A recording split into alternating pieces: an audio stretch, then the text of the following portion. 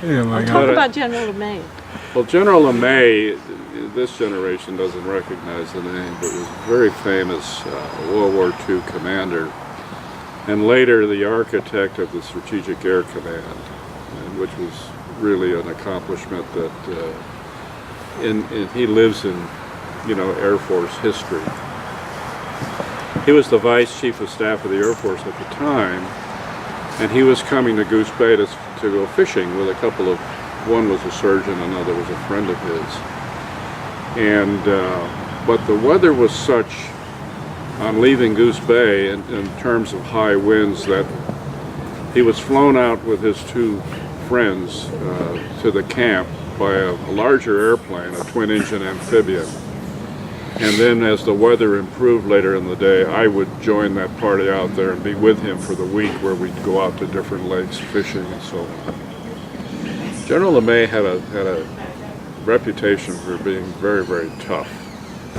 And so a lot of the senior people on the base, of course, were anxious to know how the trip went, But getting back to when it was time to leave the camp where we operated from, bear in mind they went out in a big airplane. I had a little airplane, and I had to fit into my little airplane all the stuff they took out in the big airplane. Right.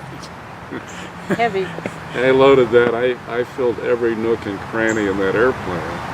And there was a rule of thumb: if the front 2/3 of the pontoons were still above the water, then generally speaking it was okay to go. So I loaded the airplane, and he got aboard, and the other two people got aboard. And we took off, and it took quite a distance to get off the water, and then we had a very slow rate of climb. He said to me, "We're pretty heavy, aren't we?" I said, "Yeah, but we'll burn some fuel off before we get to Goose Bay." Which we did, and of course as we arrived, he turned to me and he said, "You've got the best job in the Air Force," and I humbly agreed with him. But as we landed, of course, all the base senior people were waiting, to see how did it go and all of that. Right. It worked out. But in his usual way, they wanted to help him with the luggage. Tell him the Ed Getsy story. Anyway, Was it was a great involved? trip. Everything turned out well, and it was an experience for a young Air Force officer to be with one of the more senior people in the Air Force, and someone who had a reputation as being a great combat commander. It was Some people would be scared. Didn't want to be around him because he was so tough. he was actually, the first night there, that we had a cook, and the cook didn't want to be out in the boondocks where he was cooking,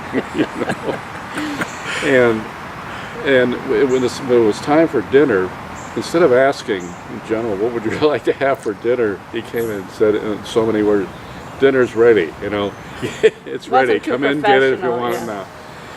And so I tried to call the base with these radios we had. I could never get through to say, "Please send somebody out here who's not an attitude." But he made a turnaround. It was fine. And the general never said a word of complaint.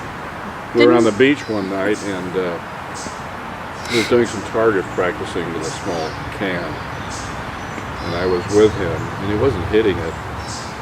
And I pointed to a 50-gallon drum. I said, "Why don't you try that, kid?" He was Smart-ass captain. He was a good Soon sport. to be a lieutenant.